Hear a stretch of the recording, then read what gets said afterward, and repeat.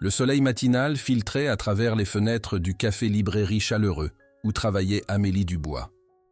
À 32 ans, avec ses cheveux auburn toujours attachés en chignon désordonné et un livre toujours présent dans son sac, Amélie était connue pour deux choses: sa capacité extraordinaire à recommander le roman parfait à chaque client et son absence totale de vie amoureuse. « La même commande qu'hier, Amélie ?» demanda Pierre, le propriétaire âgé qui était devenu une figure paternelle pour elle au fil des années. « Tu me connais trop bien », répondit-elle avec un sourire, rangeant des livres sur l'étagère derrière le comptoir. La petite librairie café était devenue son sanctuaire, un endroit où la romance existait en sécurité entre les pages des romans, pas dans sa vraie vie. La clochette au-dessus de la porte tinta quand sa meilleure amie Camille entra en trombe, essoufflée et les yeux écarquillés. « Amélie, je t'appelle depuis 1 heure !» s'exclama Camille, ses boucles blondes rebondissant d'excitation. « Désolé. » Le téléphone était en silencieux. « Qu'est-ce qui te met dans cet état ?»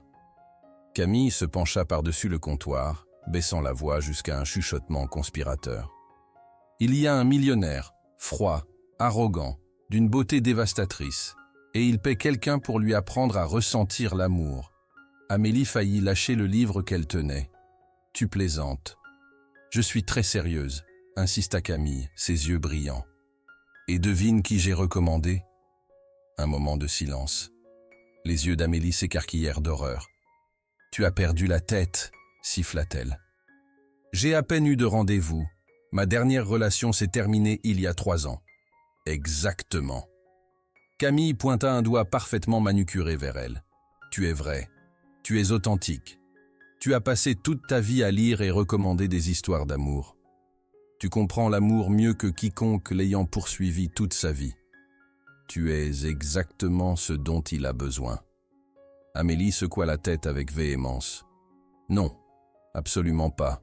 Je ne suis pas une gourou de l'amour à louer. Surtout pas pour un riche type avec une constipation émotionnelle. »« Le salaire est extraordinaire, » ajouta Camille, levant un sourcil. « Assez pour sauver cet endroit. » Les protestations d'Amélie moururent sur ses lèvres. La librairie était en difficulté. Pierre était trop fier pour l'admettre, mais elle avait vu les factures. Le quartier se gentrifiait, et leur loyer avait presque doublé. « C'est ridicule, » marmonna-t-elle. « Rencontre le juste. Une seule rencontre. Si tu détestes ça, va-t'en. » Avant qu'Amélie puisse répondre, son téléphone vibra avec un texto d'un numéro inconnu. « Hôtel Le Grand Lion. Suite 708. 19h ce soir. »« Tu lui as déjà donné mon numéro ?» demanda Amélie, incrédule. Camille eut au moins la décence de paraître légèrement coupable. « J'ai peut-être mentionné que tu étais intéressé. »« Je n'y vais pas, » déclara Amélie, rangeant son téléphone. Mais des heures plus tard, après avoir fermé la boutique et avec le visage inquiet de Pierre frais dans sa mémoire, Amélie se retrouva à fixer sa garde-robe modeste. Elle sortit une simple robe émeraude qu'elle avait portée lors d'un lancement de livre l'année précédente, appliqua une touche subtile de maquillage et, contre son meilleur jugement, se dirigea vers l'hôtel Le Grand Lion. La montée en ascenseur jusqu'au 7e étage ressemblait à une ascension vers sa propre exécution. À chaque étage, ses doutes se multipliaient. C'est insensé. Enseigner à quelqu'un à aimer, l'amour n'est pas une compétence, c'est une émotion, une connexion. Debout devant la porte 708, Amélie prit une profonde inspiration et frappa, avant de pouvoir changer d'avis. La porte s'ouvrit, et le monde autour d'elle sembla se figer. L'homme qui se tenait devant elle n'était rien de ce qu'elle avait imaginé. Grand, avec des cheveux bruns artistiquement ébouriffés et des yeux bleus perçants qui semblaient un voir à travers elle. Il portait une simple chemise noire, avec les manches retroussées jusqu'aux coudes, révélant des avant-bras musclés. Pas de cravate, pas de prétention. Amélie Dubois ? Sa voix était profonde, avec une pointe qui suggérait qu'il n'avait pas l'habitude de poser des questions dont il ne connaissait pas déjà les réponses. « Oui », réussit-elle à dire, soudain consciente de combien elle se sentait déplacée. « Et vous êtes ?» Un éclair de surprise traversa ses traits, rapidement remplacé par quelque chose comme de l'amusement. « Nicolas Laurent », répondit-il, s'écartant pour la laisser entrer. « Mais je suppose que vous le saviez. » La suite était minimaliste, mais luxueuse, toutes lignes épurées et couleurs atténuées, avec des baies vitrées, offrant une vue spectaculaire sur les lumières de Lyon. Un seul livre relié de cuir reposait sur la table basse. « En fait, non, » répondit-elle honnêtement. « Mon amie Camille a arrangé cette rencontre inhabituelle. » Nicolas l'étudia un moment avant de désigner un coin salon. « Puis-je vous offrir quelque chose à boire ?»« Non, merci. » Amélie resta debout, trouvant soudain son courage. « Avant d'aller plus loin, j'aimerais comprendre exactement ce que cet arrangement est censé être, monsieur Laurent. Parce qu'enseigner à quelqu'un à aimer ressemble au scénario d'un mauvais roman d'amour. Un sourire, à peine visible mais indéniable, effleura ses lèvres. « Asseyez-vous, s'il vous plaît. Et appelez-moi Nicolas. » Avec réticence, Amélie s'assit sur le bord d'un fauteuil élégant, tandis que Nicolas prenait place en face d'elle. « Je dirige Laurent Technologies, » commença-t-il. « Nous développons des technologies qui changent la façon dont les gens vivent. Mon conseil d'administration pense que je manque d'intelligence émotionnelle. Ils pensent que cela affecte les décisions commerciales. »« Donc c'est pour le travail ?» demanda Amélie, confuse. « Pas exactement. » Quelque chose brilla dans ses yeux. « J'ai bâti un empire basé sur la logique et l'efficacité. Je n'ai jamais eu le temps pour les relations. Mais récemment, j'ai commencé à me demander si je ratais quelque chose d'important. L'amour n'est pas une compétence professionnelle qu'on peut acquérir, monsieur Laurent. N'est-ce pas? Les gens apprennent à être médecins, ingénieurs, artistes. Pourquoi pas apprendre à aimer? » Amélie se pencha en avant. « Parce que l'amour arrive naturellement. On ne peut pas le forcer ou le programmer entre des réunions. Tout peut être appris avec le bon professeur. » Son regard tint le sien fermement. « Camille dit que vous comprenez l'amour mieux que quiconque elle connaisse, malgré votre expérience personnelle limitée. Elle dit que vous voyez la vérité de l'amour d'une façon que les autres ratent. » Amélie sentit la chaleur monter à ses joues. Lire sur l'amour et le vivre sont des choses très différentes. « Peut-être, » reconnut Nicolas. « Mais la théorie précède souvent la pratique. » Il tendit la main vers le livre sur la table et le lui donna. C'était une première édition de Orgueil et Préjugés. Votre favori, selon Camille. Amélie passa ses doigts sur la couverture gravée, momentanément sans voix. 6 semaines, continua Nicolas. Rencontrez-moi 3 fois par semaine. Aidez-moi à comprendre ce qui me manque. En retour, je m'assurerai que votre librairie reste ouverte pendant les 10 prochaines années. La tête d'Amélie se releva brusquement. « Comment savez-vous pour la librairie ? Je fais en sorte de savoir des choses, Amélie. » Cette présomption aurait dû la mettre en colère. Au lieu de cela, elle se trouva intriguée. Cet homme, qui semblait tout avoir, croyait qu'il lui manquait quelque chose de fondamental et pensait qu'elle pouvait l'aider à le trouver. « Et si j'échoue ?» demanda-t-elle doucement. « Alors j'aurai perdu mon temps, mais votre librairie sera quand même en sécurité. » Il se pencha en avant. « Avons-nous un accord ?» Amélie regarda le livre dans ses mains, puis l'homme en face d'elle, confiant, contrôlé et complètement fermé. Le défi était impossible, absurde même. « Je dois être folle, » murmura-t-elle, plus pour elle-même que pour lui. Nicolas tendit sa main. « Est-ce un oui ?» Amélie hésita juste un moment avant de prendre sa main. Sa poigne était chaude et ferme. « Oui, » dit-elle, « mais c'est moi qui établis les règles. » Quelque chose comme du respect brilla dans ses yeux. Je ne m'attendrais à rien de moins. Alors que leurs mains se séparaient, Amélie ne pouvait pas se défaire du sentiment qu'elle venait de conclure un marché qui changerait tout, pour eux deux. 2 jours après leur rencontre initiale, Amélie se tenait devant l'appartement-terrasse de Nicolas Laurent, serrant un sac en toile rempli de livres et essayant d'ignorer le papillonnement de nerfs dans son estomac. Leur première leçon officielle était sur le point de commencer, et elle n'arrivait toujours pas à croire qu'elle avait accepté cet arrangement ridicule. La porte s'ouvrit avant qu'elle puisse frapper, révélant Nicolas en jean de créateur décontracté et un simple t-shirt gris qui semblait d'une façon ou d'une autre plus cher que toute sa garde-robe. « Vous êtes exactement à l'heure », nota-t-il, s'écartant pour la laisser entrer. « Être ponctuel est l'une de mes rares vertus », répondit Amélie, entrant dans le vaste espace minimaliste.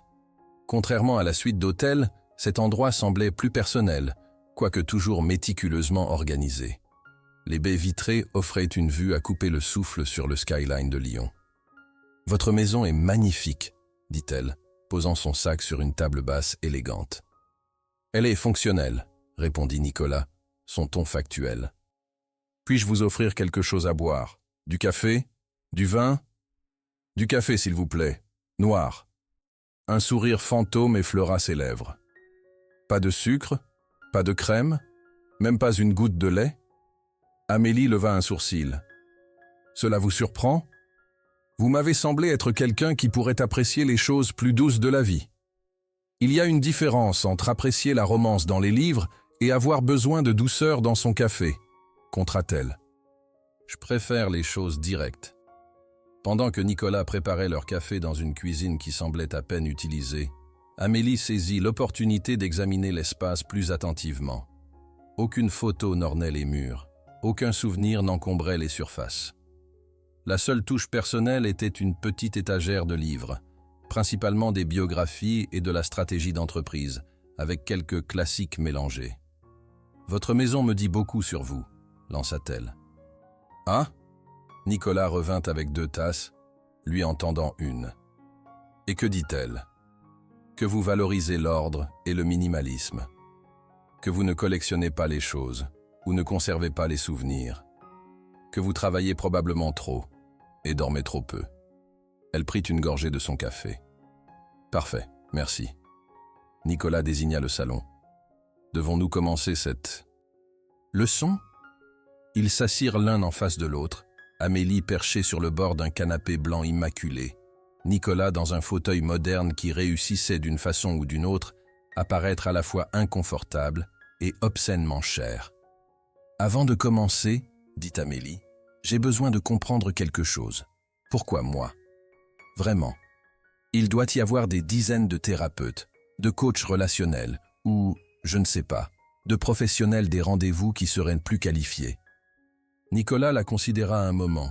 « Parce que vous ne semblez pas impressionné par ma richesse ou intimidé par ma réputation.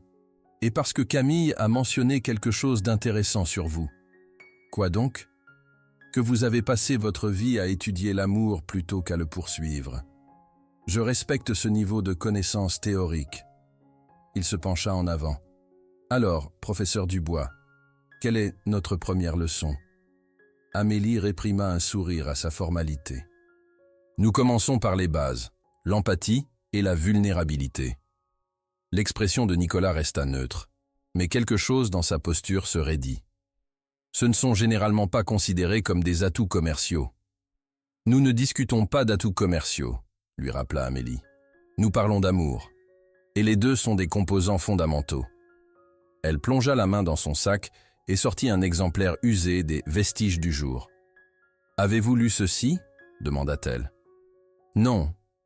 C'est l'histoire d'un majordome qui passe sa vie à supprimer ses émotions au service de son employeur. Il valorise la dignité et la bienséance par-dessus tout, et dans le processus, il rate sa seule chance d'amour. » Elle lui tendit le livre.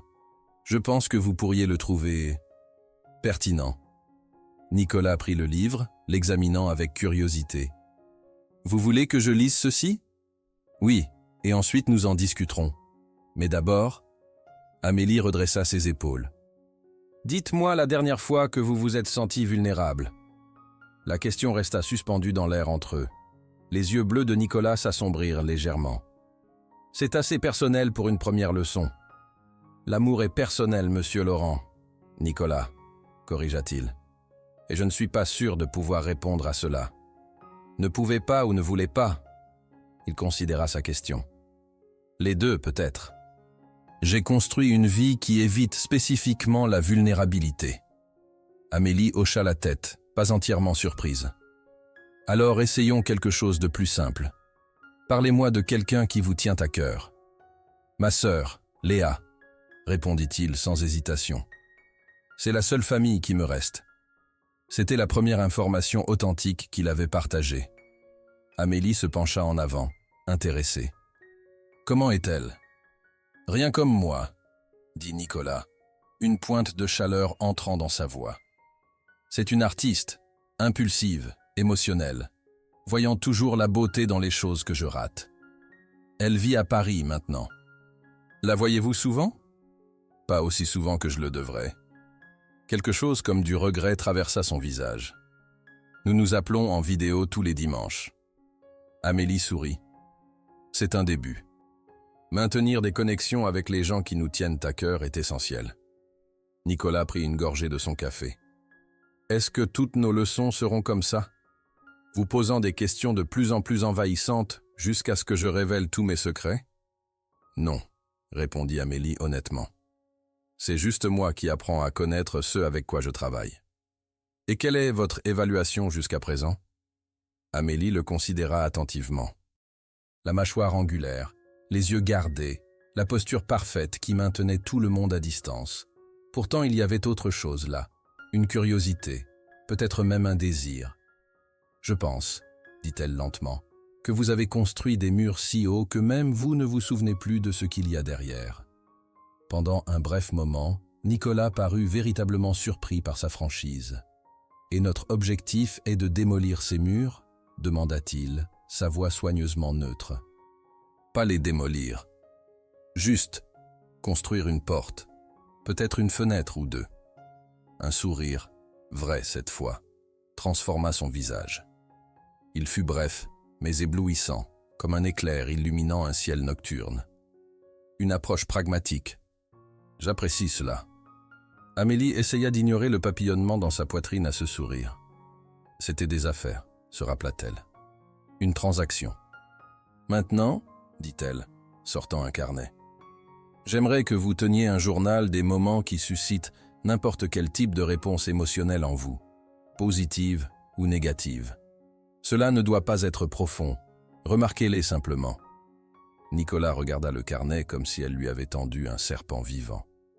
Je n'ai pas tenu de journal depuis qu'on m'y a forcé à l'école préparatoire. Considérez cela comme des devoirs, dit Amélie avec un petit sourire. À moins que vous ne soyez pas à la hauteur du défi. Il prit le carnet, leurs doigts se frôlant momentanément. Je ne recule jamais devant un défi, mademoiselle Dubois. Amélie, corrigea-t-elle. Pendant un moment, ils se regardèrent simplement, un courant tacite passant entre eux. Amélie fut la première à rompre le contact visuel, soudain consciente de combien ils s'étaient rapprochés l'un de l'autre. « Je devrais y aller », dit-elle, rassemblant ses affaires. « Lisez le livre, tenez le journal, et nous nous reverrons jeudi. » Nicolas la raccompagna à la porte. « Ce n'était pas ce à quoi je m'attendais, » admit-il. « À quoi vous attendiez-vous » Une approche plus structurée. Des définitions, des catégories, des métriques claires de succès. Amélie rit doucement. Ce n'est pas comme ça que l'amour fonctionne. J'en ai peur. Alors comment ça fonctionne? Demanda-t-il, son expression soudain sérieuse. Elle s'arrêta sur le seuil, levant les yeux vers lui. C'est ce que nous allons découvrir, n'est-ce pas? Alors que les portes de l'ascenseur se fermaient, les séparant, Amélie relâcha un souffle qu'elle n'avait pas réalisé retenir. Elle s'était attendue à un homme d'affaires froid et calculateur. Au lieu de cela, elle avait entrevu autre chose. Un homme qui pourrait vraiment vouloir apprendre, changer. Et c'était beaucoup plus dangereux qu'elle ne l'avait anticipé. Jeudi arriva plus vite qu'Amélie ne s'y attendait. Cette fois, leur rencontre avait lieu à la librairie, après les heures de fermeture. Amélie l'avait suggéré, voulant que Nicolas voie son monde, comprenne ce pourquoi elle se battait pour sauver. La clochette tinta quand Nicolas entra exactement à 19h. Il semblait étrangement déplacé parmi les étagères usées et le mobilier dépareillé, comme une sculpture moderne élégante dans un magasin d'antiquités. « C'est charmant », dit-il, parcourant l'espace du regard. Amélie émergea d'entre deux grandes étagères. « C'est chez moi », répondit-elle simplement. « Avez-vous lu le livre ?» Nicolas leva l'exemplaire qu'elle lui avait prêté. « Oui, 2 fois. » Cela la surprit. « Et Stevens, le majordome ?» M'a mis mal à l'aise, admit-il, passant ses doigts le long des dos des livres sur une étagère proche. Sa dévotion à la dignité au détriment du bonheur personnel semblait familière, suggéra doucement Amélie. Nicolas croisa son regard. Prémonitoire. Quelque chose changea dans l'air entre eux, une nouvelle compréhension, peut-être même les débuts de la confiance. J'ai aussi tenu le journal, dit Nicolas, sortant le carnet de la poche de sa veste, bien que je ne sois pas sûr de l'avoir fait correctement. Il n'y a pas de bonne façon, l'assura Amélie, désignant le coin lecture dans l'angle avec 2 fauteuils confortables. Entrez-moi. Ils s'installèrent dans les fauteuils, leurs genoux se touchant presque dans le petit espace. Nicolas hésita avant d'ouvrir le journal. « J'ai trouvé cela difficile, confessa-t-il. Remarquer les émotions n'est pas quelque chose que je priorise habituellement. C'est pourquoi nous faisons ceci, lui rappela doucement Amélie. Il hocha la tête et commença à lire de ses notes méticuleuses. La plupart des entrées étaient hors de brèves observations. Irritation lors d'une réunion du conseil, satisfaction à conclure un marché, plaisir fugace devant une tasse de café parfaite. Mais une entrée attira l'attention d'Amélie. Mardi, 21h37, lut Nicolas, sa voix baissant légèrement. En lisant Les vestiges du jour, j'ai ressenti un vide inattendu dans la poitrine. J'ai pensé appeler Léa, mais il était 3 heures du matin à Paris. Je suis resté à la fenêtre à la place, regardant les lumières de la ville pendant 23 minutes. L'honnêteté simple de cela toucha profondément Amélie. Voici la première fissure dans sa façade parfaite. Un moment de solitude authentique. C'est exactement cela, dit-elle doucement. C'est exactement de quoi parle cet exercice. Nicolas ferma le journal, paraissant presque embarrassé. Cela semble plutôt trivial. Les émotions ne sont pas triviales, contra Amélie. Elles sont le fondement de la connexion. Ils étaient assis plus près maintenant, l'espace intime du coin lecture les attirant ensemble comme des conspirateurs. Amélie pouvait sentir son eau de Cologne, quelque chose de subtil et de cher, avec des notes de cèdre et de bergamote. « À votre tour », dit Nicolas de façon inattendue. « Mon tour ?» D'être vulnérable. Ses yeux bleus tinrent les siens fermement. Vous en savez plus sur moi que la plupart des gens qui me connaissent depuis des années. Il semble juste de réciprocaire. Amélie hésita. Ce n'était pas dans son plan, devenir le sujet plutôt que le professeur. Mais quelque chose dans son expression lui donna envie de réciproquer son honnêteté. « Je n'ai eu de rendez-vous avec personne depuis 3 ans, admit-elle. Ma dernière relation s'est mal terminée, et après, il a juste semblé plus facile d'aimer les personnages de fiction. Ils ne vous déçoivent jamais. Que s'est-il passé ? Demanda doucement Nicolas. C'était un professeur à l'université locale. Je pensais que nous partagions les mêmes valeurs, les mêmes rêves. Mais finalement, j'ai réalisé que j'étais juste pratique, quelqu'un qui l'adorait sans trop exiger en retour. Elle sourit avec amertume. Apparemment, j'étais trop sincère pour quelqu'un d'aussi sophistiqué que lui. Il avait l'air d'un idiot, dit Nicolas avec une véhémence surprenante. Amélie rit, le son remplissant la librairie silencieuse.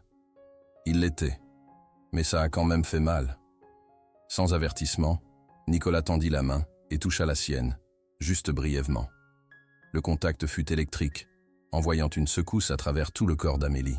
« Merci », dit-il simplement. « Pourquoi ? Pour avoir partagé cela. Pour être sincère. » La façon dont il le dit, comme si c'était une vertu plutôt qu'un défaut, fit naître quelque chose de chaud dans la poitrine d'Amélie. Elle était soudain, intensément consciente de combien ils étaient assis près, de comment la lumière de la lampe attrapait les angles de son visage, les adoucissant. Nicolas sembla s'en rendre compte aussi. Il s'éclaircit la gorge et se leva brusquement. « Je devrais y aller. Réunion tôt demain. » Amélie le raccompagna à la porte, une tension étrange bourdonnant entre eux. Au seuil, Nicolas s'arrêta. « Notre prochaine leçon, dit-il. Que sera-t-elle » Amélie réfléchit un moment. Les dimensions physiques de la connexion, pas juste la romance, mais toutes les façons dont les humains expriment le soin par le toucher. Quelque chose brilla dans les yeux de Nicolas. Intérêt, appréhension, ou peut-être les deux. Dimanche après-midi, suggéra-t-il. Chez moi encore? Amélie hocha la tête. J'y serai. Alors qu'il se tournait pour partir, Nicolas hésita encore une fois. La librairie, c'est plus qu'un simple commerce pour vous, n'est-ce pas? C'est tout, dit simplement Amélie. C'est là où vivent les histoires. Nicolas hocha la tête, comme s'il archivait cette information. Bonne nuit, Amélie. Bonne nuit, Nicolas. Alors qu'elle le regardait s'éloigner, Amélie s'appuya contre le cadre de la porte, son cœur battant beaucoup trop vite pour quelqu'un qui faisait simplement un travail. Cet arrangement devenait compliqué de façon qu'elle n'avait pas anticipée, et leur leçon avait à peine commencé. Dimanche après-midi arriva avec une énergie nerveuse qu'Amélie ne pouvait pas vraiment secouer. Leur leçon d'aujourd'hui, se concentrant sur la connexion physique, semblait plus intime qu'elle ne l'avait initialement prévu. Alors qu'elle montait dans l'ascenseur vers l'appartement terrasse de Nicolas, elle se rappela que c'était toujours juste un travail, un arrangement avec des limites claires. Quand les portes s'ouvrirent, Amélie fut surprise de trouver Nicolas qui l'attendait dans le couloir. « J'ai pensé venir à votre rencontre », expliqua-t-il avec un petit sourire qui transforma ses traits habituellement sévères. Il avait l'air différent aujourd'hui, plus détendu en jean foncé et un henley bleu marine avec les manches remontées. Ses cheveux étaient légèrement ébouriffés, comme s'il avait passé ses mains dedans plusieurs fois. « Tout va bien ?» demanda Amélie, alors qu'il marchait vers son appartement. « Juste une matinée chargée. Léa a appelé en dehors de notre horaire habituel. Elle pense déménager de nouveau aux États-Unis. » La façon désinvolte dont il partageait cette information, sans sollicitation, marquait un changement notable. Il y a 2 semaines, extraire des détails personnels de Nicolas avait été comme extraire des diamants avec une cuillère en plastique. À l'intérieur de l'appartement, Amélie fut accueillie par une autre surprise. L'espace stérile et minimaliste avait été subtilement transformé. Quelques plantes ajoutaient de la vie au rebord des fenêtres. Des livres étaient empilés sur la table basse et de la musique douce jouait en fond. « Vous avez fait quelques changements », observa-t-elle, posant son sac. Nicolas haussa les épaules, paraissant presque timide. L'endroit semblait vide. Après notre discussion, j'ai réalisé que je vivais dans ce qui équivalait à une suite d'hôtels. C'est bien, plus comme une maison. Il la conduisit au salon, où du thé et une assiette de pâtisserie les attendaient. Une autre touche inattendue. « De la boulangerie française près de votre librairie », expliqua Nicolas alors qu'il s'asseyait. « Pierre a mentionné quelles étaient de vos préférées. » Amélie leva un sourcil. « Vous avez parlé à Pierre ? Je suis passé hier après votre fermeture. Je voulais en comprendre plus sur la situation financière de la boutique. » Un éclair d'irritation traversa Amélie. « Vous n'aviez pas besoin de faire ça. L'arrangement était clair. Mon aide en échange de sauver la librairie. Et j'ai l'intention d'honorer cela, l'assura Nicolas. Mais je voulais comprendre dans quoi j'investis. Pierre est assez fier de ce que vous avez construit ensemble. » L'irritation se dissipa aussi rapidement qu'elle était venue. Il a été comme une famille pour moi depuis que j'ai déménagé ici. Après la mort de mes parents, la librairie est devenue mon ancre. L'expression de Nicolas s'adoucit. « Je ne savais pas pour vos parents. Je suis désolé. »« C'était il y a longtemps, » dit Amélie, acceptant une tasse de thé de lui. « Accident de voiture quand j'étais à l'université. Pierre m'a donné un travail quand je fonctionnais à peine. La librairie m'a guéri, d'une façon. » Leurs mains se frôlèrent quand il lui passa la tasse, et aucun des deux ne se recula immédiatement. Le bref contact envoya une chaleur maintenant familière à travers les doigts d'Amélie. « Alors ?» dit Nicolas, se réinstallant. « La leçon d'aujourd'hui porte sur la connexion physique ?» Amélie hocha la tête, rassemblant ses pensées. Le toucher humain est fondamental pour le bien-être émotionnel. Les études montrent que le contact physique libère de l'ocytocine, souvent appelée l'hormone de l'amour, qui crée des sentiments de confiance et de connexion. « Vous sonnez comme un manuel », observa Nicolas, l'amusement jouant au coin de sa bouche. Amélie rit doucement. « Désolé. Ce que je veux dire, c'est, l'amour n'est pas juste une expérience émotionnelle ou intellectuelle. C'est physique aussi. Et je ne parle pas juste romantiquement ou sexuellement. Quels autres types de toucher comptent ? demanda Nicolas, avec une curiosité sincère dans sa voix. Les touches réconfortantes, une main sur une épaule pendant le deuil. Les touches de célébration, un high five ou une accolade après de bonnes nouvelles, l'affection désinvolte, la façon dont les amis pourraient se donner le bras en marchant. Amélie se pencha en avant, se réchauffant à son sujet. « Quand avez-vous ressenti n'importe lequel de ces touches pour la dernière fois ?» Nicolas considéra la question. « Léa m'a fait une accolade quand elle m'a rendu visite à Noël dernier.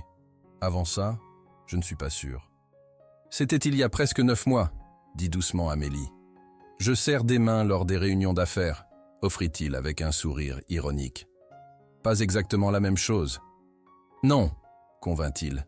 « Je suppose que ce n'est pas le cas. » Amélie posa sa tasse de thé. « J'aimerais essayer un exercice, si vous êtes à l'aise.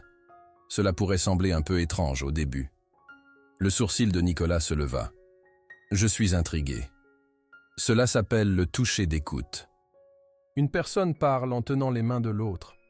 L'objectif est de créer une connexion physique qui soutient l'ouverture émotionnelle. » Elle tendit ses mains, paume vers le haut. « Aimeriez-vous essayer ?» Pendant un moment, Nicolas regarda simplement ses mains tendues. Puis, avec une lenteur délibérée, il plaça ses mains dans les siennes. Ses mains étaient chaudes et fortes, avec une légère rugosité qui la surprit. Pas les mains douces de quelqu'un qui n'avait jamais travaillé dur, mais celles d'un homme qui avait construit quelque chose de rien. « Et maintenant ?» demanda-t-il, sa voix plus basse qu'avant. « Dites-moi quelque chose de vrai, » dit Amélie. « Quelque chose que vous n'avez dit à personne d'autre. » Les mains de Nicolas se tendirent brièvement dans les siennes, mais il ne se retira pas. Ses yeux bleus rencontrèrent les siens, cherchant. « J'ai peur, » dit-il finalement, les mots à peine au-dessus d'un chuchotement. « De quoi ?»« De devenir mon père. » Les pouces de Nicolas bougèrent inconsciemment, effleurant ses poignets. Il était brillant mais froid, ambitieux mais déconnecté. Quand il a voulu changer, se connecter avec sa famille, il était trop tard. Nous avions arrêté de l'attendre pour qu'il nous remarque. Amélie serra doucement ses mains, l'encourageant à continuer. Quand il est mort, je me suis promis que je serais différent. Mais quelque part en chemin, je suis devenu exactement comme lui, toute ambition et accomplissement, sans rien d'autre à montrer. L'honnêteté brute dans sa voix fit se serrer la poitrine d'Amélie. Sans réfléchir, elle traça de petits cercles sur le dos de ses mains avec ses pouces. « Vous n'êtes pas lui, » dit-elle doucement. « Le fait que vous reconnaissiez le schéma, que vous vouliez le changer, cela vous rend déjà différent. » Nicolas baissa les yeux vers leurs mains jointes. « Comment cela vous fait-il vous sentir ?» demanda-t-il. « L'exercice ? Être ici, avec moi, comme ça. » La question la prit au dépourvu. « Cela me fait vrai, » répondit-elle honnêtement. « Différent de ce à quoi je m'attendais quand nous avons commencé ceci. » Un sourire toucha ses lèvres. « Ce n'était pas très professionnel, professeur Dubois. »« Peut-être que je ne me sens pas très professionnel en ce moment, » admit Amélie, surprise par sa propre franchise. Quelque chose changea dans l'expression de Nicolas, une chaleur, une ouverture qui n'avait pas été là avant. Lentement, il tourna leurs mains pour que les siennes tiennent maintenant les siennes. « Mon tour, » dit-il. « Dites-moi quelque chose de vrai, Amélie. » La façon dont il dit son nom, avec une douceur qui démentait son comportement habituellement tranchant, fit accélérer son pouls. « J'ai peur aussi, » confessa-t-elle, « de finir seule, d'aimer les histoires plus que les gens parce que les histoires sont plus sûres. » Elle prit une profonde inspiration. « De la façon dont je me sens quand vous me regardez comme vous me regardez en ce moment. » L'air entre eux sembla crépiter d'électricité. La prise de Nicolas sur ses mains se resserra légèrement. « Et comment est-ce que je vous regarde ?» demanda-t-il, sa voix un grondement bas. « Comme si vous me voyiez, vraiment me voyiez. » Sans lâcher ses mains, Nicolas se rapprocha, fermant la distance entre eux sur le canapé. Il était assez près maintenant qu'Amélie pouvait voir la barbe naissante le long de sa mâchoire, les taches de bleu plus foncées dans ses iris. « Puis-je essayer quelque chose ?» demanda-t-il. Amélie hocha la tête, ne faisant pas confiance à sa voix. Avec une douceur exquise, Nicolas tendit la main et glissa une mèche de cheveux derrière son oreille, ses doigts s'attardant contre sa joue.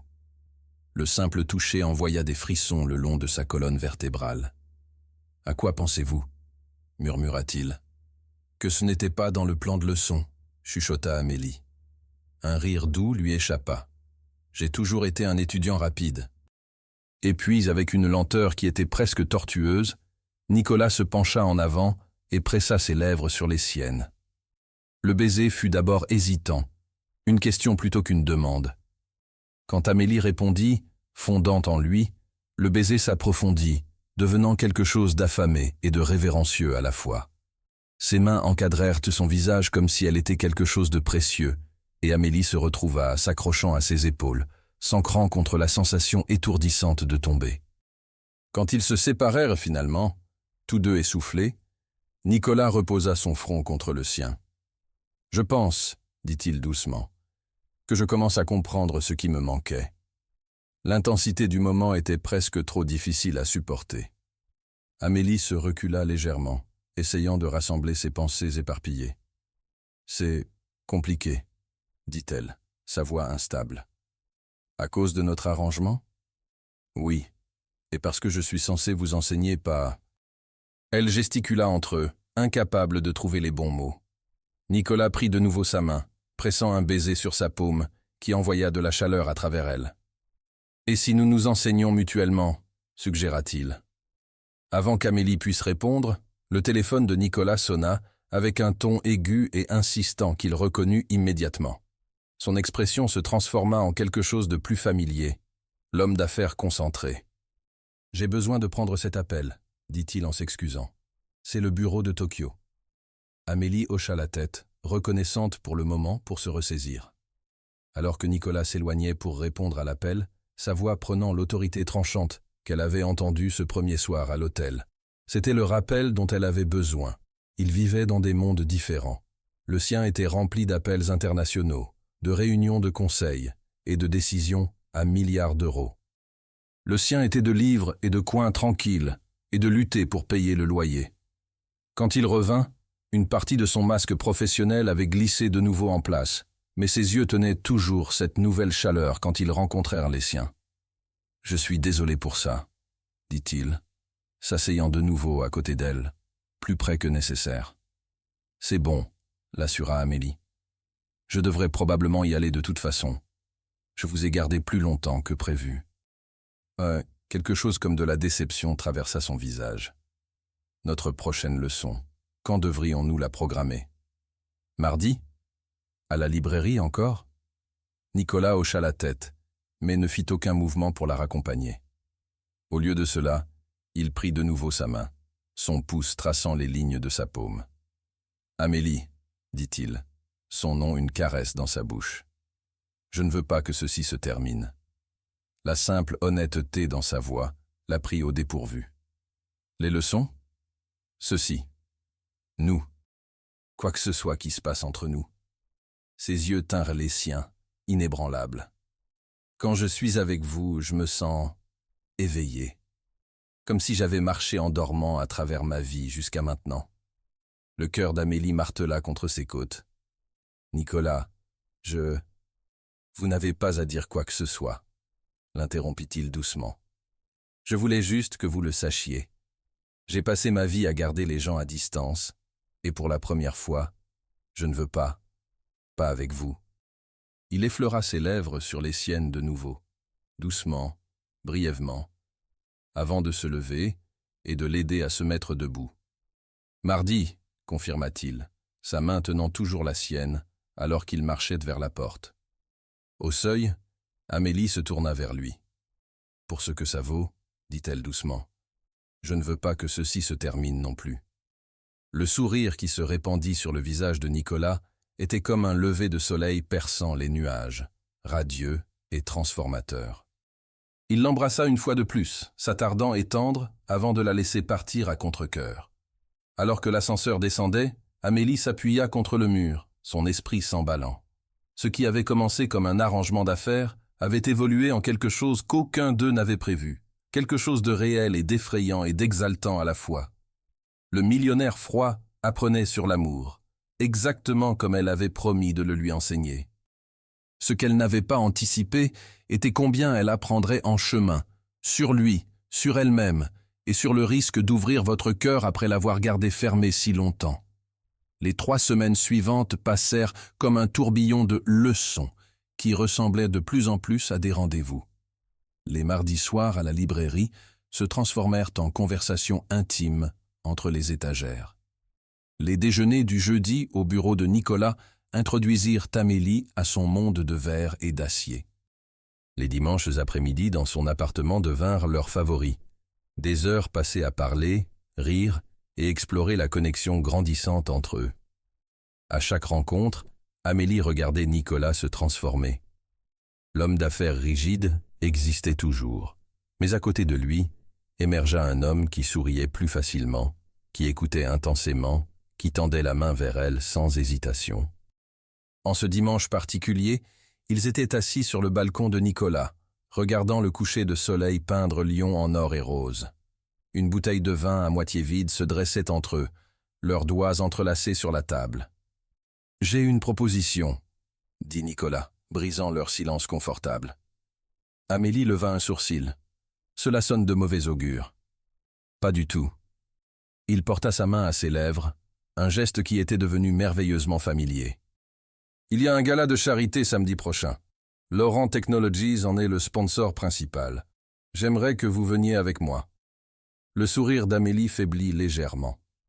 En tant que votre... Quoi exactement? Mon rendez-vous, dit Nicolas sans hésitation.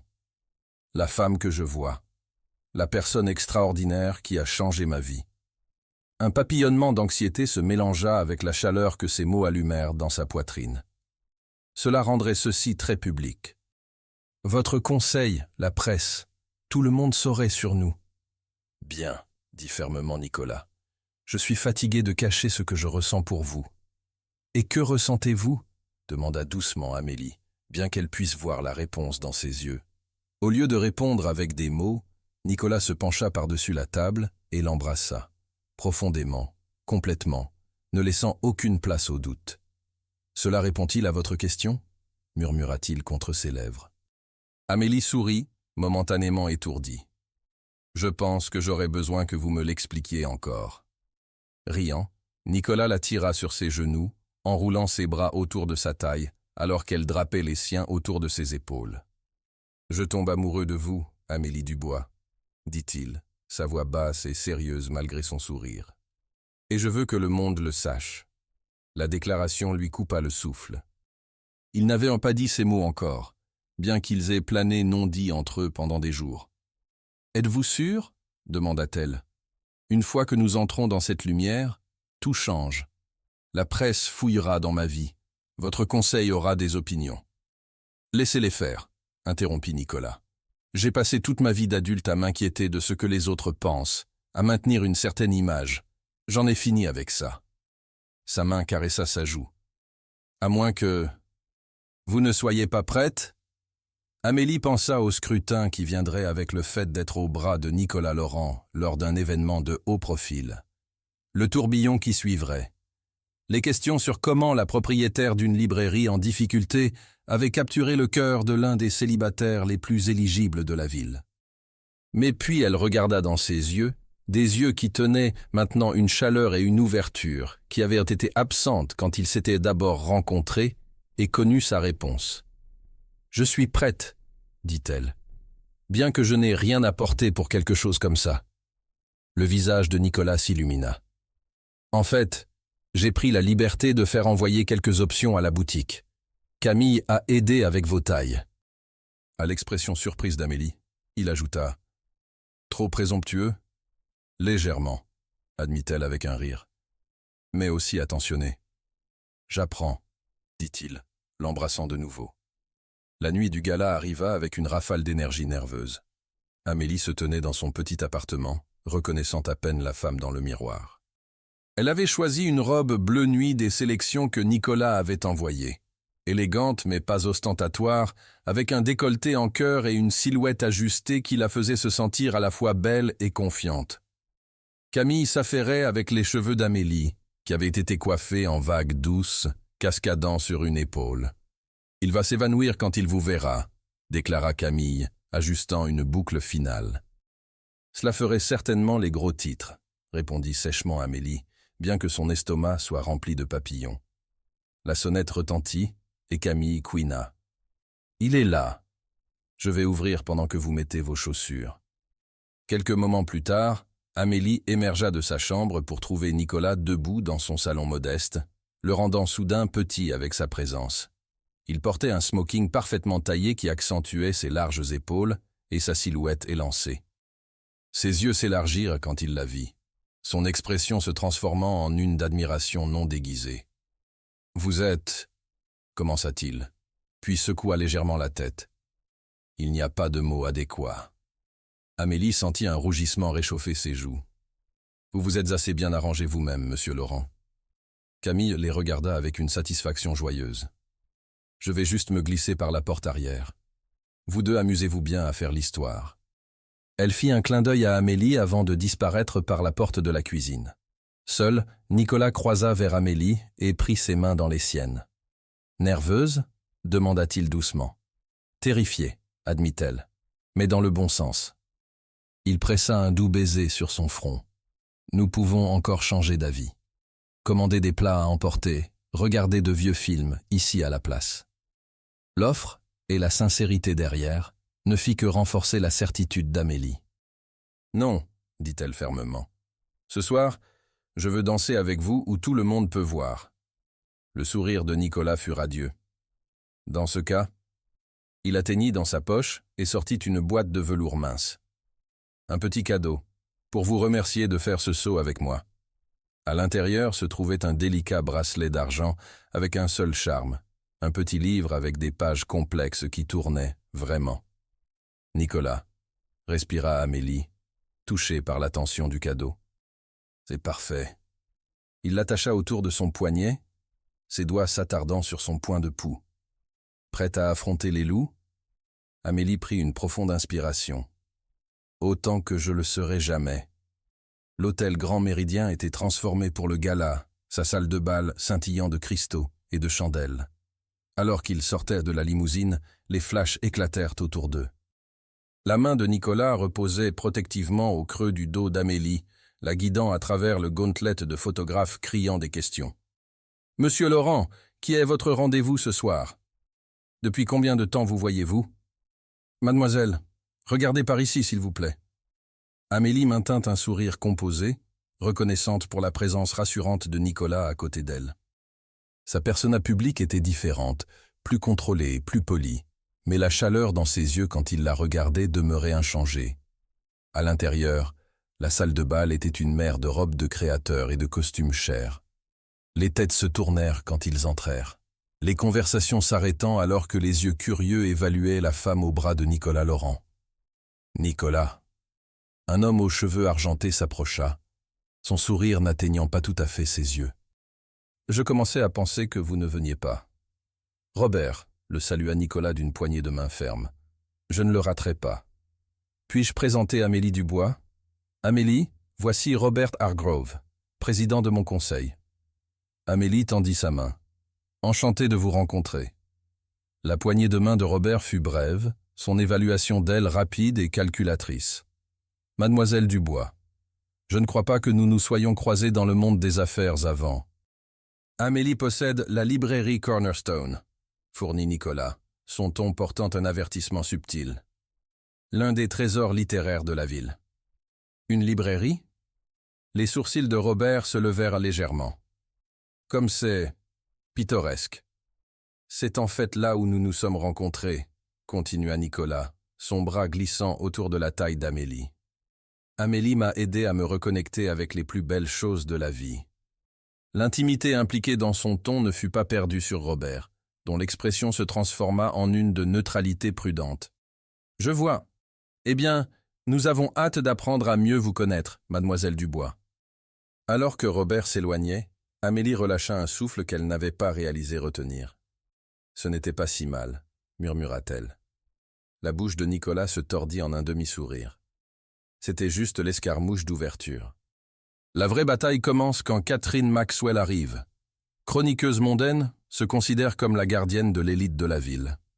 Merveilleux, dit Amélie avec un enthousiasme moqueur. J'ai hâte. Nicolas rit, le son attirant encore plus d'attention vers eux. Ne vous inquiétez pas, nous l'affronterons ensemble. Il offrit son bras. Du champagne? Ils se frayèrent un chemin à travers la foule, s'arrêtant fréquemment alors que Nicolas la présentait à des collègues, des partenaires commerciaux et des figures de la société. Certains étaient sincèrement accueillants, d'autres cachaient à peine leur curiosité ou leur scepticisme. Amélie commença à comprendre le monde que Nicolas habitait. Un monde d'alliances stratégiques, d'apparence soigneuse et d'évaluation constante. C'était épuisant, mais fascinant de voir à quel point il le naviguait habilement, et comment différemment les gens réagissaient à lui maintenant qu'il se déplaçait dans la salle avec des sourires faciles plutôt qu'un détachement froid. Les gens continuent de me regarder comme si j'étais un puzzle qu'ils ne peuvent pas résoudre, observa Amélie alors qu'ils trouvaient un moment seuls près d'une des baies vitrées. Ah, ils ne sont pas habitués à me voir avec quelqu'un qui n'est pas un avantage stratégique, répondit Nicolas, lui tendant un verre de champagne frais. Ils essaient de comprendre ce que je gagne de cette relation. Et que gagnez-vous? Demanda-t-elle légèrement, bien que la question porte du poids. Nicolas se tourna pour lui faire face complètement, son expression soudain sérieuse. Tout, dit-il simplement. Joie, but, une raison de quitter le bureau avant minuit. Il toucha sa joue doucement. Vous m'avez appris plus que comment aimer, Amélie. Vous m'avez appris comment vivre. Avant qu'elle puisse répondre, l'orchestre commença à jouer une valse, et Nicolas tendit sa main. Danser avec moi? Amélie plaça sa main dans la sienne. Je devrais vous avertir, je ne suis pas très bonne à cela. Suivez juste mon guide, dit-il, la conduisant sur la piste de danse. À sa surprise, Nicolas était un excellent danseur, la guidant avec une grâce confiante qui rendait facile de suivre ses pas. Alors qu'ils bougeaient à travers la piste, Amélie devint consciente qu'ils étaient le centre d'attention, le PDG froid et brillant et la propriétaire de librairie, tournoyant en harmonie parfaite. « Tout le monde nous regarde », chuchota-t-elle. « Laissez-les faire », murmura Nicolas, l'attirant plus près. « Laissez-les voir que l'impossible s'est produit. » Nicolas Laurent est tombé complètement, irrévocablement amoureux. Et puis, devant des centaines de témoins, les caméras flashant du périmètre, Nicolas fit quelque chose d'entièrement hors caractère pour l'homme qu'il avait été il y a seulement 6 semaines. Il l'embrassa. Pas un baiser poli et public, mais un rempli de tendresse et de passion qui ne laissait aucun doute sur ses sentiments. La salle sembla disparaître autour d'eux, la musique s'estompant en bruit de fond, alors que le monde d'Amélie se rétrécit à l'homme, la tenant comme si elle était la chose la plus précieuse qu'il ait jamais trouvée. Quand ils se séparèrent, finalement, légèrement essoufflés, la salle de bal était devenue silencieuse. Puis, graduellement, les applaudissements commencèrent, épars d'abord, puis gonflant alors que les gens réagissaient à l'affichage non caractéristique d'émotion de la part de l'homme d'affaires normalement réservé. Amélie rit doucement, enfouissant son visage contre l'épaule de Nicolas. « Je pense que vous venez de casser l'Internet. »« Ça en valait la peine, » répondit-il, ses yeux ne quittant jamais les siens. Alors que la musique reprenait et que d'autres couples les rejoignaient sur la piste, Nicolas la tint près, se balançant plus que dansant maintenant. « Il y a quelque chose que j'ai besoin de vous dire, » dit-il, sa voix assez basse pour que seule elle puisse entendre. « Qu'est-ce que c'est ?» Un soupçon d'anxiété colora sa question. « La librairie. Elle est sécurisée maintenant. Pas juste pour 10 ans, mais de façon permanente. J'ai établi un trust qui s'assurera qu'elle reste ouverte aussi longtemps que vous le voudrez. » Les pas d'Amélie vacillèrent. « Nicolas, c'est trop. Ce n'est pas de la charité, dit-il rapidement, lisant son inquiétude. C'est un investissement dans quelque chose qui compte. Pour vous, pour la communauté, pour moi. Les papiers sont faits. Pierre a déjà signé. » Des larmes piquèrent les yeux d'Amélie. « Je ne sais pas quoi dire. Dites-moi que vous continuerez d'enseigner aux gens à aimer les histoires, comme vous m'avez appris à vous aimer. » La simplicité et la sincérité de ces mots la défait complètement. Debout, au milieu de la salle de bal, entourée par l'élite de la ville, Amélie se leva sur la pointe des pieds et l'embrassa avec toute l'émotion gonflant dans son cœur. « Je vous aime », chuchota-t-elle contre ses lèvres. « Pas à cause de ce que vous avez fait, mais à cause de qui vous êtes, qui vous avez toujours été sous tous ces murs. » Le sourire de Nicolas était comme rien qu'elle ait vu avant, ouvert, joyeux, sans réserve ou calcul. C'était le sourire d'un homme qui avait trouvé quelque chose qu'il ne savait pas qu'il cherchait. « Alors je suis l'homme le plus chanceux dans cette salle, dit-il, dans cette ville, dans ce monde. » Alors qu'ils continuaient de danser, inconscients de la spéculation tourbillonnant autour d'eux, les téléphones avec caméra capturant chacun de leurs mouvements pour les pages de Société de demain, Amélie réalisa que quelque chose d'extraordinaire s'était produit. Elle était venue enseigner à un millionnaire froid sur l'amour, seulement pour découvrir que parfois les meilleurs professeurs sont aussi les meilleurs étudiants. Et alors que Nicolas tenait son regard avec des yeux qui ne tenaient plus aucune trace de leur ancienne froideur, elle sut avec une certitude absolue qu'aucun d'eux ne serait jamais plus le même. Le matin après le gala, Amélie se réveilla dans le lit de Nicolas, au son de la pluie douce contre les fenêtres et l'arôme de café frais. Elle s'étira, les draps de soie glissant contre sa peau, alors que les souvenirs de la nuit précédente remontaient, la danse, le baiser qui avait fait parler tout le monde, et les heures tendres qui avaient les suivis quand ils étaient finalement retournés à l'appartement de Nicolas. Elle tendit la main vers son téléphone sur la table de nuit et grimaça aux notifications remplissant l'écran. Des dizaines de textos de Camille, plusieurs appels manqués de Pierre, et des alertes d'actualité avec des gros titres comme « Le magnate de la tech apprivoisé »,« La romance surprise de Nicolas Laurent » et « La beauté livresque capture le cœur du milliardaire ». « C'est si mal que ça ?» La voix de Nicolas vint de l'embrasure de la porte. Il se tenait là en pantalon de détente et un t-shirt, tenant 2 tasses de café, ses cheveux adorablement ébouriffés. « Pire », gémit Amélie, lui montrant son téléphone. « Apparemment, je suis soit une chercheuse d'or, soit une Cendrillon moderne, selon le tabloïd que vous préférez. » Nicolas posa les tasses de café et glissa de nouveau dans le lit à côté d'elle, l'attirant contre lui. « Je suis désolé. Je savais qu'il y aurait des discussions, mais je ne m'attendais pas à ce niveau d'intérêt. » Amélie se blottit contre lui, puisant du réconfort dans sa chaleur. « Ce n'est pas votre faute. Je savais dans quoi je m'embarquais. » Elle leva les yeux vers lui avec un petit sourire. « Et je le referai tout. » Il embrassa son front. « Bien.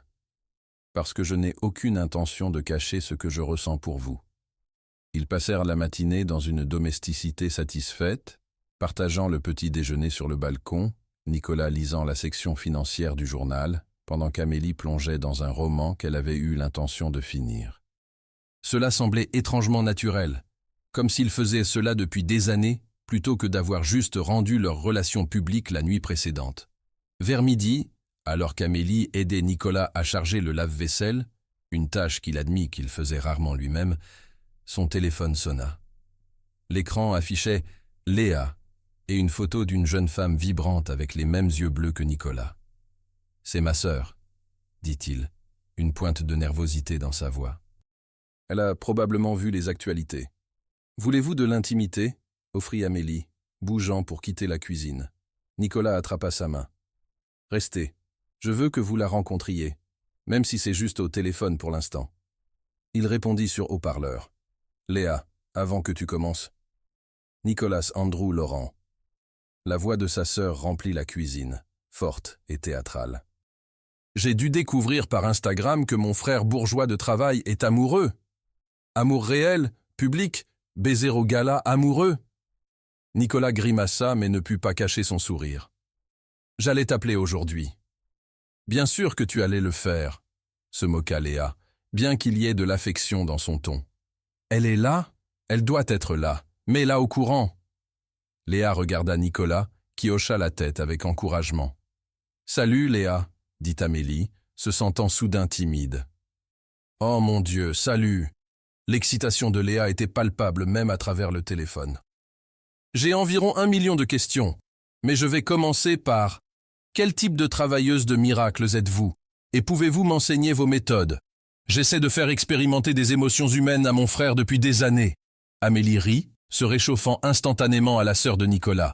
Il les avait tous ensemble. Ils étaient juste bien gardés. « C'est généreux, » répondit joyeusement Léa. « Écoutez, je réserve un vol de retour la semaine prochaine. J'ai besoin de rencontrer la femme qui a transformé mon frère Robot en vrai garçon. » « Nous aimerions ça, » dit Nicolas, regardant Amélie pour confirmation. Amélie hocha la tête avec empressement. « Absolument, j'ai tellement entendu parler de vous. »« Tous des mensonges, j'en suis sûr, » dit Léa joyeusement. « D'accord, je dois aller appeler maman et lui dire qu'il y a de l'espoir pour des petits-enfants après tout. »« Léa !» protesta Nicolas, la couleur montant à ses joues. « Je plaisante, principalement. Je vous aime, grand frère. Et Amélie, merci pour quelle que soit la magie que vous avez opérée. Je ne l'ai pas entendu sonner si heureux en... Eh bien, jamais. » Après qu'ils aient raccroché, Nicolas tira Amélie dans ses bras. « Désolé pour ça, Léa n'a pas de filtre. »« Je l'aime déjà, » dit Amélie, reposant sa tête contre sa poitrine. « Elle ressemble au contrepoids parfait pour vous. » Elle l'est. En grandissant, elle était toujours celle qui s'assurait que je ne me prenne pas trop au sérieux. Ses bras se resserrèrent autour d'elle. Elle va vous adorer. Le reste de la journée passa dans une tranquillité domestique similaire, bien qu'il s'aventure brièvement à la librairie pour qu'Amélie vérifie les choses. Pierre les accueillit avec des sourires sachants et une pile de journaux, tous présentant des photos de leurs baisers sur la piste de danse. « Vous deux savez certainement comment faire une annonce, » dit-il, les yeux pétillants derrière ses lunettes. Alors qu'ils marchèrent de retour à l'appartement de Nicolas dans le soleil de fin d'après-midi, leurs doigts entrelacés, Amélie fut frappée par la rapidité avec laquelle sa vie avait changé. Il y a 2 mois, elle était une propriétaire de librairie luttant pour joindre les deux bouts, sa vie romantique confinée aux pages des romans. Maintenant, elle était amoureuse d'un homme qui avait autrefois incarné tout ce qu'elle pensait ne pas vouloir, richesse, pouvoir, complexité émotionnelle, et trouvait que peut-être elle avait été aussi coupable de préjugés qu'il avait été d'indisponibilité émotionnelle. 3 jours plus tard, Amélie ouvrait la librairie quand elle ressentit une vague étrange de vertige. Elle saisit le bord du comptoir pour se stabiliser, attendant que cela passe.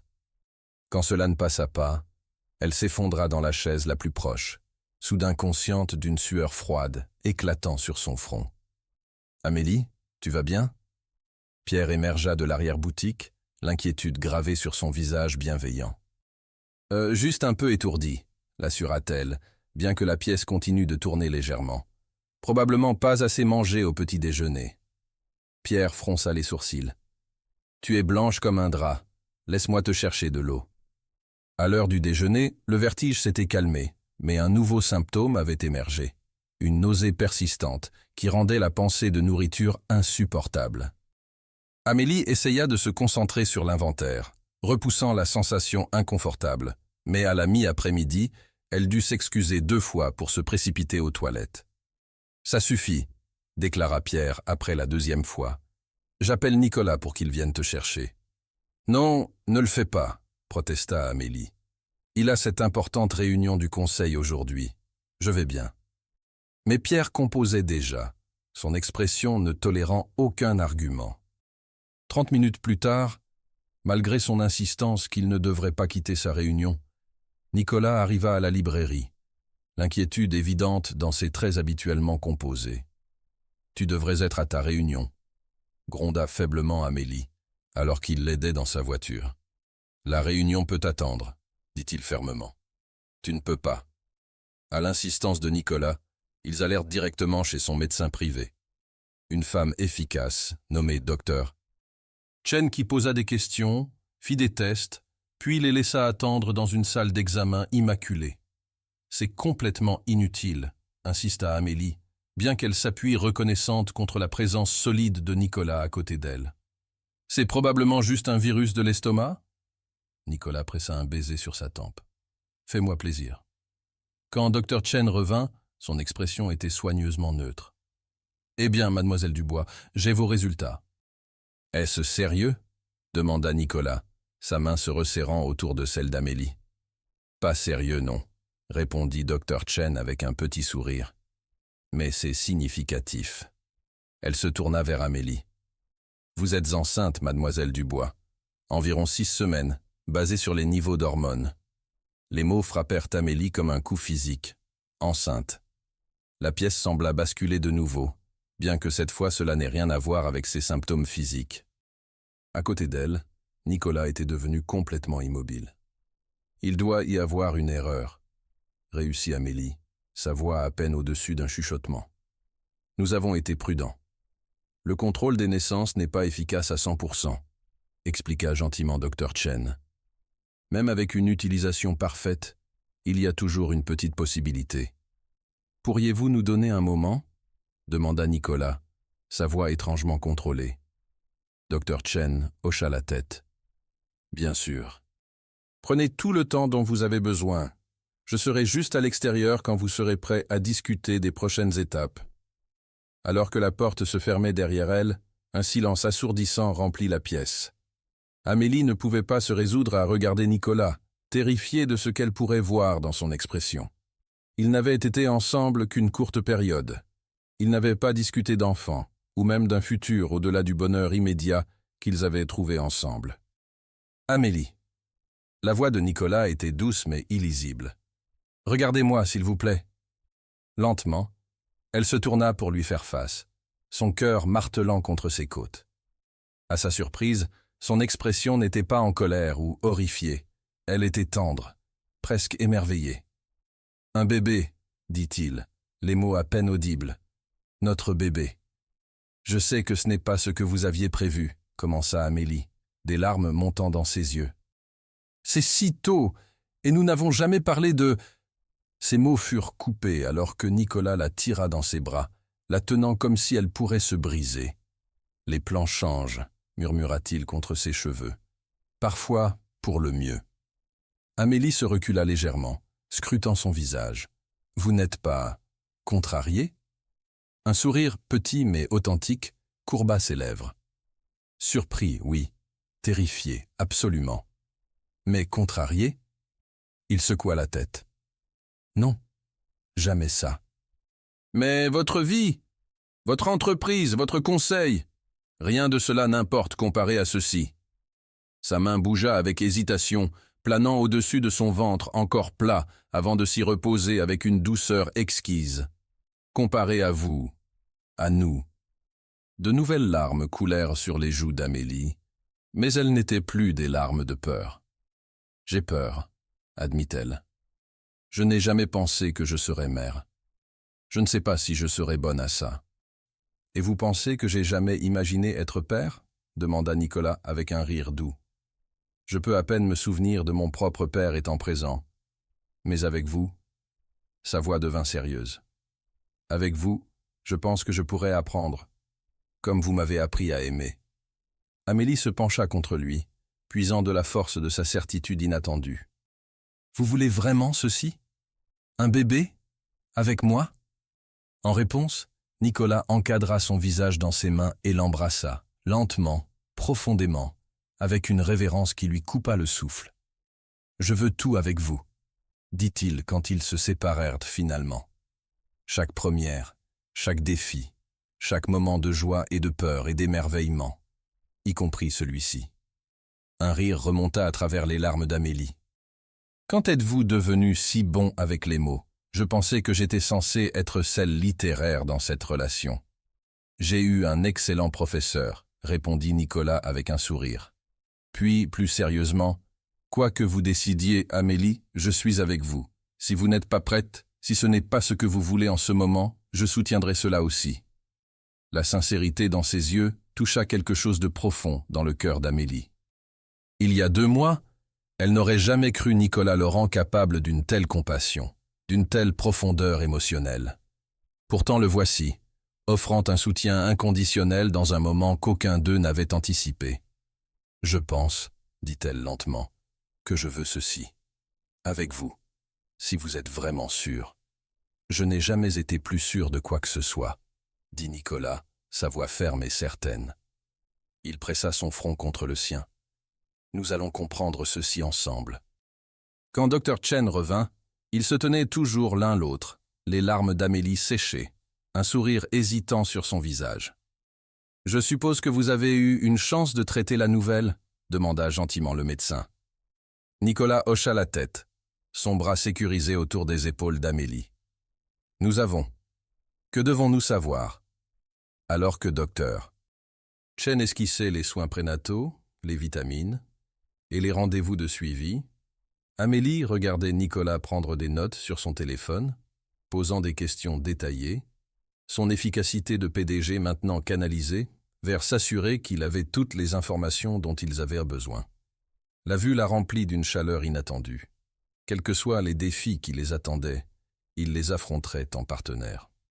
Plus tard ce soir-là, alors qu'ils étaient allongés dans le lit dans l'appartement de Nicolas, maintenant officieusement leur appartement, Amélie traça des motifs sur sa poitrine, sa tête reposant dans le creux de son épaule. « Pensez-vous que nous sommes fous ?» demanda-t-elle doucement. « D'aller si vite ?» Les doigts de Nicolas peignèrent doucement ses cheveux. « Probablement, admit-il. Mais parfois les décisions les plus folles sont les bonnes. »« Que diront les gens ? Votre conseil est déjà sceptique de moi. Maintenant ils penseront que je suis tombée enceinte pour vous piéger. » Un rire bas gronda dans la poitrine de Nicolas. « Laissez-les penser ce qu'ils veulent. Je connais la vérité. »« Qui est ? » ?»« Que je suis tombé amoureux de la femme qui était censée m'enseigner l'amour. Et dans le processus, j'ai trouvé tout ce que je ne savais jamais me manquer. » Sa main dériva vers son ventre, toujours plat mais contenant maintenant un petit secret miraculeux. Y compris ce cadeau inattendu. Amélie ressentit une paix s'installer sur elle, chassant les dernières de ses anxiétés. « J'étais censée être l'experte en amour, » murmura-t-elle. « Mais je pense que vous pourriez avoir dépassé le professeur. »« Jamais, » répondit Nicolas, embrassant le sommet de sa tête. « J'apprends toujours. Nous apprenons tous les deux. »« Et maintenant ?» Sa voix prit une note d'émerveillement. « Nous aurons quelqu'un de nouveau à enseigner. Et de qui apprendre ?» Alors qu'Amélie dérivait vers le sommeil dans les bras de l'homme qui avait autrefois été connu comme le PDG le plus froid de la ville, elle réfléchit sur l'étrange, beau voyage qui les avait amenés ici. Elle avait accepté d'enseigner à un millionnaire froid sur l'amour, ne s'attendant jamais à ce que les leçons transforment à la fois professeur et étudiant, les menant vers un futur qu'aucun n'aurait pu imaginer. Et alors que la respiration de Nicolas s'approfondissait à côté d'elle, sa main protectrice reposant toujours là où grandissait leur enfant, Amélie sut avec une certitude absolue que certaines histoires étaient même meilleures que celles trouvées entre les couvertures de livres, surtout quand vous les écriviez ensemble, un chapitre inattendu à la fois. 1 an plus tard, les feuilles d'automne craquaient sous les bottes d'Amélie, alors qu'elle remontait le chemin vers leur maison, une charmante maison en pierre de taille, dans un quartier bordé d'arbres, qui équilibrait parfaitement le désir de sécurité de Nicolas et l'amour d'Amélie pour le caractère et l'histoire. À travers la grande baie vitrée, elle pouvait voir Nicolas faire les 100 pas dans le salon, sa silhouette grande silhouettée contre la lumière chaude, un petit paquet blotti contre sa poitrine. Amélie s'arrêta un moment, absorbant la scène. Même après 1 an ensemble, 6 mois comme mari et femme, 3 mois comme parents, la vue de Nicolas Laurent, autrefois surnommé « le roi de glace de la tech », berçant tendrement leur fille, la remplissait toujours d'émerveillement. Elle se laissa entrer discrètement, posant son sac rempli de livres et de manuscrits. La librairie avait évolué avec leur relation. Maintenant un hub communautaire prospère, avec une petite maison d'édition spécialisée dans les voies non découvertes, soutenue par les ressources de Laurent Technologies, mais dirigée avec les instincts littéraires d'Amélie. « Est-elle enfin endormie ?» chuchota Amélie, retirant son manteau. Nicolas se tourna, son visage s'illuminant à sa vue. « À l'instant » murmura-t-il, transférant soigneusement leur fille endormie vers son berceau dans le coin du salon. Elle voulait attendre maman, mais ses petites paupières avaient d'autres idées. Amélie s'approcha du berceau, regardant leur miracle. Sophie-Pierre Laurent, nommée d'après la fleur préférée d'Amélie, et l'homme qui avait été comme un père pour elle. 3 mois, avec les yeux bleus de Nicolas et un duvet de cheveux auburn d'Amélie. Elle était le mélange parfait d'eux deux.